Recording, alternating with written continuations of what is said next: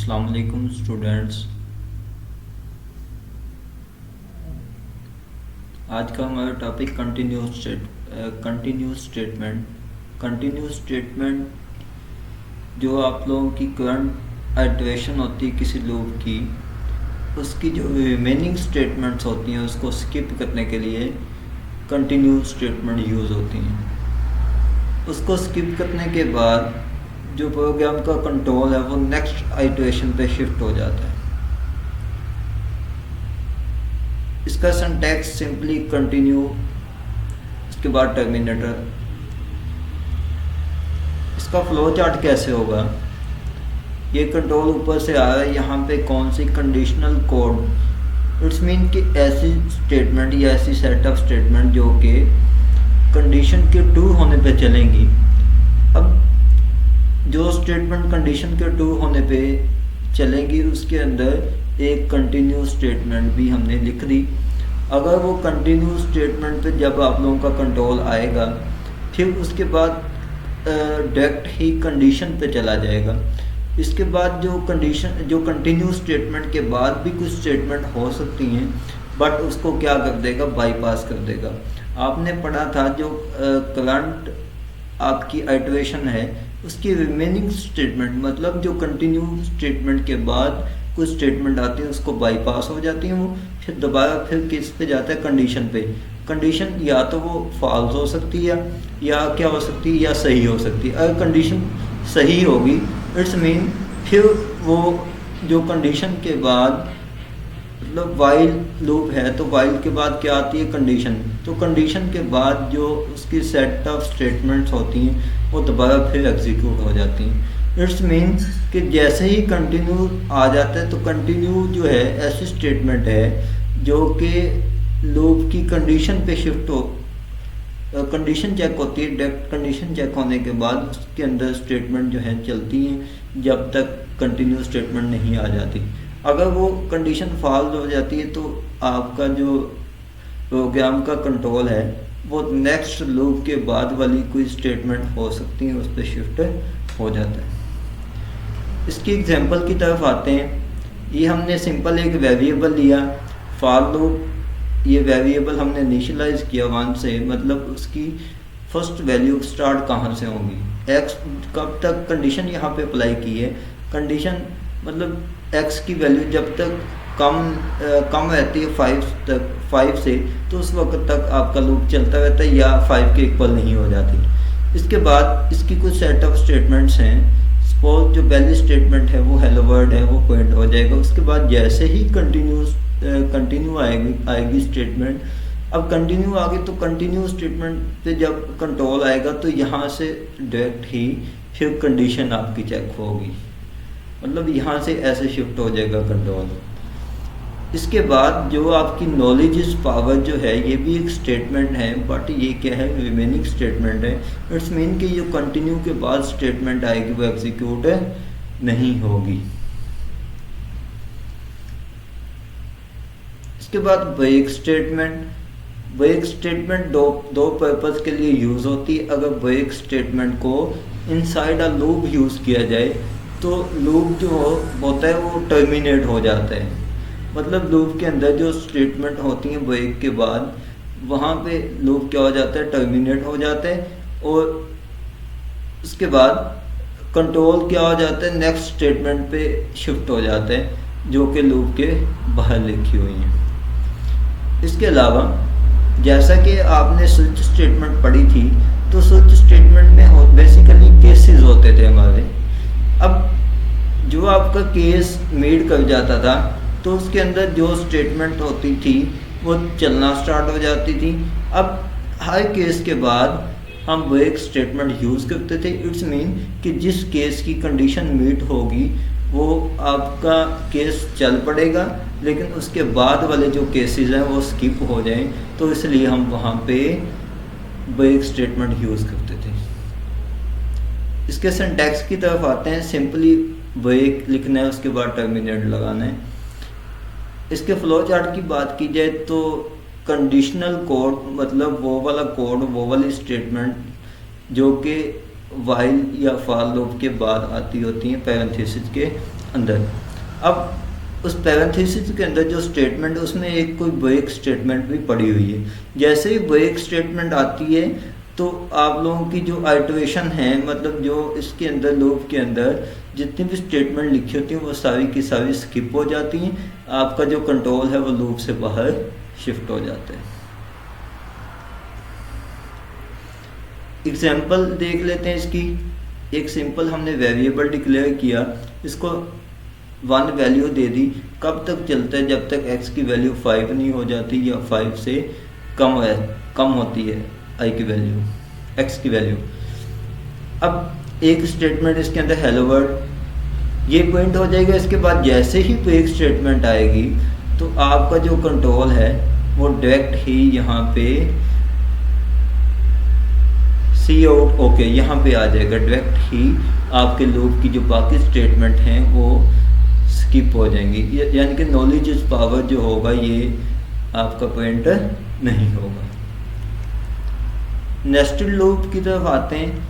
Nest अगर nest की बात की जाए, वैसे सिंपली नेस्ट का क्या मतलब होता है? घोंसला होता है। अब घोंसला क्या मतलब कि एक तिनके के अंदर तिनके से तिनका मिलके घोंसला बनाता है। अब नेस्टेड लूप की बात की जाए, नेस्टेड लूप मीन के loop with in the loop. Loop के अंदर जब लूप यूज करेंगे तो वो नेस्टेड लूप होगा। अब लूप के अंदर लूप एक आप लोगों का आउटर लूप होगा जो कि बाहर वाला लूप होगा, जो कि आपने ऊपर यूज किया है वो आउटर लूप होगा। एक उस लूप के इनसाइड जो आपने लूप यूज किया है वो क्या होगा? वो इनर लूप होगा। इसीलिए इसको लूप इनसाइड लूप भी बोलते हैं, यानी कि लूप के अंदर लूप यूज करते हैं। सपोज एक एग्जांपल देख लेते हैं। इंट हमने 2 वेरिएबल यहाँ पे लिए i और j। i को वैल्यू हमने इनिशियलाइज कर दी 1। अब वाइल लूप के अंदर कंडीशन पास की हमने कि जब तक i की वैल्यू जो है वो कम रहती है या इक्वल हो जाती है 2 के, इट्स मीन कि ये वाला जो है ये वाली कंडीशन को देखा जाए तो मतलब 2 टाइम आपका लूप चलेगा। अब ऐसे ही i की वैल्यू j को हमने 1 वैल्यू पास कर दी। इट्स मीन कि j वाला ये कंडीशन अगर देखी जाए j less than equal to 3, it's mean कि ये 3 टाइम चलेगी। अब इसके बाद होता क्या होता है, जब इसमें 2 लूप यूज होते हैं, जैसे ही आउटर लूप की जो कंडीशन है वो सही होती है तो आपका कंट्रोल जो है वो इनर लूप में शिफ्ट हो जाता होता है। तो इनर लूप जो है अपनी तमाम की तमाम आइटरेशन रेपिटिशन वो कंप्लीट होती हैं, होने के बाद फिर आउटर लूप पे जाता है। इट्स मीन कि आउटर लूप की एक बारी पे जो इनर लूप है अपनी तमाम रेपिटिशन तमाम आइटरेशन मुकम्मल करता है। जब इनर लूप की तमाम आइटरेशन मुकम्मल हो जाती है, मुकम्मल होने के बाद फिर आउटर लूप पे जाते हैं। फिर आउटर लूप एक बार चलने के बाद फिर इनर लूप अपनी तमाम जो रेपिटिशन है तमाम आइटरेशन है वो कंप्लीट करते हैं। अब इस बात को कीप इन द माइंड देखा जाए तो यहाँ पे क्या लिखा हुआ है, सी आउट आउटर लूप की आउटर ये ऐसे कैसे प्रिंट हो जाएगा, उसके बाद आई की वैल्यू इनर। अगर इसको देखा जाए यहाँ पे क्या है, आई की वैल्यू 1 है। इट्स मीन कि आपका वाइल के अंदर जो कंडीशन है वो मीट होती है। इट्स मीन कि ये आउटर लूप जो है इसकी कंडीशन अगर सही है, दुरुस्त है, अगर देखा जाए तो आप लोगों का ये यहाँ पे शिफ्ट होगा इनर लूप के अंदर। अब इनर लूप के अंदर j की वैल्यू कम है 3 से, इट्स मीन कि आप लोगों का इनर जो लूप है उसकी कंडीशन भी क्या है, सही है। तो आप लोग यहाँ पे आएगा कि आउटर जो है ये ऐसे कैसे प्रिंट हो जाएगा। ये आउटपुट भी आपके सामने दिखाई दी है। इसको डबल कोट्स के अंदर लिखा है, इट्स मीन कि ऐसे कैसे ही प्रिंट होगा। इसके बाद आई की वैल्यू अगर ऊपर देखा जाए तो फर्स्ट टाइम क्या थी, 1 थी, यहाँ पे 1 आ गई। अब इसके बाद अब इनर जो है ये डबल कोट्स के अंदर लिखा हो तो ऐसे का ऐसे ही प्रिंट हो जाएगा। अब इसके बाद j की वैल्यू अगर यहाँ पे देखी जाए तो 1 थी, इट्स मीन कि j की वैल्यू 1 आ जाएगी। अब j की वैल्यू के अंदर एक इंक्रीमेंट होगा, इंक्रीमेंट होने के बाद फिर कंडीशन चेक होगी, j की वैल्यू अब क्या हो गई है, अब j की वैल्यू अपडेट होगी 2 हो गई है। 2 जो है वो कम ही है 3 से, इट्स मीन कि आपकी कंडीशन जो है वो सही है। तो यहाँ पे फिर आउटर वैसे का वैसे ही प्रिंट हो जाएगा। फिर आई की वैल्यू जो है वो तो 1 है, क्योंकि वो तो आउटर लूप की वैल्यू है, वो अभी 1 है तो वो 1 ही आ जाएगी। इसके बाद इनर ऐसे का ऐसे ही प्रिंट होगा। इसके बाद जे की वैल्यू अपडेट हुई थी, 2 हुई थी, वो आपके सामने प्रिंट हो गई। अब इसके बाद फिर जे की वैल्यू में एक इंक्रीमेंट होगा। इट्स मीन कि जे की वैल्यू अपडेट होगी, जे की वैल्यू 3 हो जाएगी। 3 होने के बाद 3 = 3, ये आपकी कंडीशन जो है वो सही है, तो ये आउटर वैसे का वैसे ही प्रिंट हो जाएगा। ये आई की वैल्यू जो है वो 1 है। अब इनर लूप की जो वैल्यू है, इनर लूप जो है, इनर लिखा हुआ है हमने, ये ऐसे का ऐसे ही प्रिंट हो जाएगा। उसके बाद जे की वैल्यू अपडेट हुई थी, 3 हुई थी, ये हो गया। अब जे की वैल्यू फिर 4 होगी। जे की वैल्यू जैसे ही 4 होगी तो आपकी कंडीशन गलत हो जाएगी। इट्स मीन कि आपका इनर लूप जो है वो, ये वाली स्टेटमेंट इनर लूप की नहीं चलेंगी। फिर आप लोगों का जो कंट्रोल है वो यहाँ पे आएगा। अब देखिएगा कि आई की वैल्यू एक अपडेट करनी है। इट्स मीन कि आई की वैल्यू 2 हो जाएगी। आई की वैल्यू जैसे ही 2 होगी तो आप लोगों का कंट्रोल, आप लोगों की जो यहाँ पे कंडीशन आपने पास की है वो सही है। इट्स मीन कि वो इनर लूप के अंदर आएगा। अब फिर आई जे को वैल्यू 1 असाइन होगी जब इनर लूप के अंदर आएगा। तो यहाँ पे जे की वैल्यू 1 है जो कि <3। इट्स मीन कि यहाँ पे फिर आउटर पॉइंट होगा जो कि यहाँ पे पॉइंट हो गया। उसके बाद आई की वैल्यू अपडेट हुई थी जो कि 2 थी। अब जे की वैल्यू फिर हमने 1 असाइन की थी। इट्स मीन कि जे की वैल्यू 1 आएगी। अब ऐसे ही जे की वैल्यू फिर अपडेट होगी, फिर एक इंक्रीमेंट होगा, कंडीशन चेक होगी तो जे की वैल्यू क्या होगी, 2 होगी। इसी तरह जे की वैल्यू 3 हो जाएगी तो कंडीशन आपकी दुरुस्त है, तो आप लोगों की यहाँ पे 3 प्रिंट हो जाएगा। फिर 4 वैल्यू होगी। 4 वैल्यू जे की जब होगी तो आपकी कंडीशन जो है वो फॉल्स है। इट्स मीन कि ये एग्जीक्यूट नहीं होगा। फिर यहाँ पे डायरेक्ट यहाँ पे आएगा, आई की वैल्यू जो है वो, आई की वैल्यू जो है वो 3 हो जाएगी। जैसे ही आई की वैल्यू 3 होगी, ये आउटर लूप की कंडीशन जो है वो फॉल्स हो जाती है। इट्स मीन जैसे ही आउटर लूप की कंडीशन फॉल्स होगी तो आप लोगों का इनर लूप भी एग्जीक्यूट नहीं होगा। अब सिंटैक्स, अब जो नेस्टेड लूप है ये फॉर के अंदर फॉर लूप भी हो सकता है, और वाइल लूप के अंदर वाइल लूप भी हो सकता है, डू वाइल लूप के अंदर डू वाइल लूप भी हो सकते हैं। अब हम इसको एक एक करके देखते हैं कि ये किसका सिंटैक्स है, कि जब फॉर लूप के अंदर फॉर लूप आपने यूज़ किया उसका सिंटैक्स क्या होगा। फॉर आएगा, उसके बाद हमने इनिशियलाइज करते हैं किसी वेरिएबल को, उसके बाद उसकी कंडीशन, इट्स मीन उसकी बाउंड्री डिफाइन करते हैं। फिर उसके बाद वैल्यू को इंक्रीमेंट, यहाँ पे इंक्रीज भी कर सकते हैं और डिक्रीज भी कर सकते हैं। इसके बाद ये आप लोगों का आउटर लूप के बाद उसकी पैरेंथेसिस के अंदर इनर लूप आ गया। इनर लूप की भी इनिशियलाइजेशन वेरिएबल की, फिर कंडीशन, फिर इंक्रीमेंट। फिर यहाँ पे क्या होगा, इसकी इनसाइड इनर लूप की जो स्टेटमेंट होंगी वो यहाँ पे लिखेंगे। वो 1 भी हो सकती है, 2 भी हो सकती है, up to so on N तक जा सकती हैं। अब इसके बाद ये जो आप लोगों की स्टेटमेंट है ये आउटर लूप की। इट्स मीन ये वाला जो लूप है यहाँ से लेके यहाँ तक, ये आपका इनर लूप है, ये इनर लूप।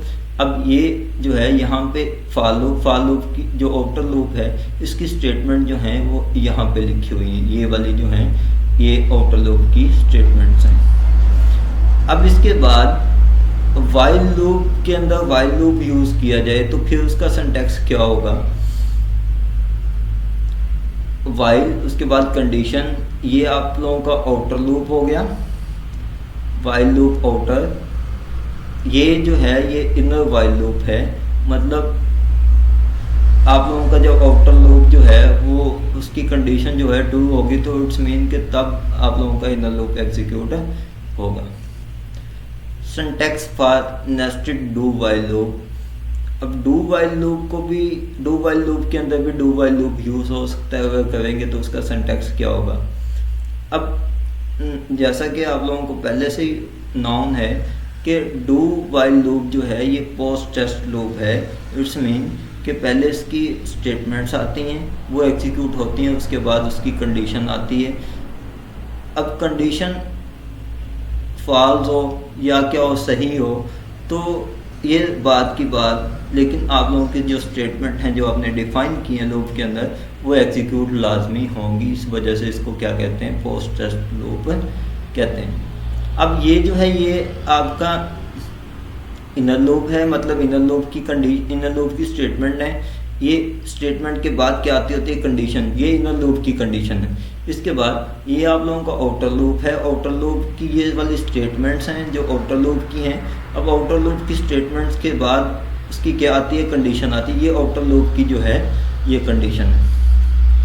अब नेक्स्ट एक नोट है, इसको देख लेते हैं।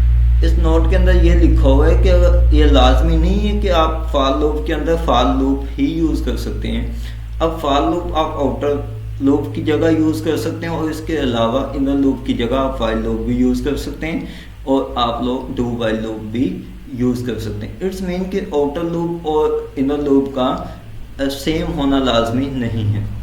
अब जो नेस्टिंग आपने करनी है लूप की, अब वो एक लूप के अंदर एक जो है वो इनर लूप एक भी हो सकता है, इनर लूप दो भी हो सकते हैं, इनर लूप तीन भी हो सकते हैं। यानी कि इनर लूप जो हैं ये कंफर्म नहीं है कि एक यूज़ करना है, दो यूज़ करने हैं। It's depend on the circumstances that we deal in our programming skill.